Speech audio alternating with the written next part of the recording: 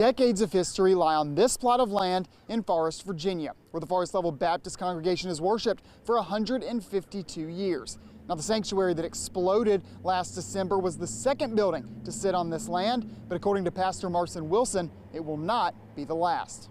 This has been a precious spot because this church, the building that we will build now will be the third building, but it would be on the exact same location that this church was founded.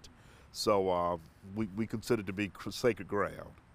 Wilson says that many of the church's elders can trace their family lines back to the church's founding members, many of whom are buried in the adjacent cemetery. Having time to mourn the loss and appreciate their heritage, but yet look to a greater and a brighter day. It's all had its place, and we're just working it all. Since the accident, the congregation has continued to worship together down the street at Thomas Jefferson Elementary School. We're close, we're together. The Lord in a strange way has used it to make us even closer together. We're glad about that. Now that demolition is officially underway, the congregation can finally look to brighter days ahead, while remembering the history lost within the sanctuary's fallen walls. We celebrate with mixed emotions, for there's a lot of heritage here, but we know in order to move forward, this has to come down, so we as a congregation are just glad to be moving forward. As the rebuilding process officially begins in earnest, the congregation is still accepting donations via the mail or GoFundMe. In Forest, Sam Graham,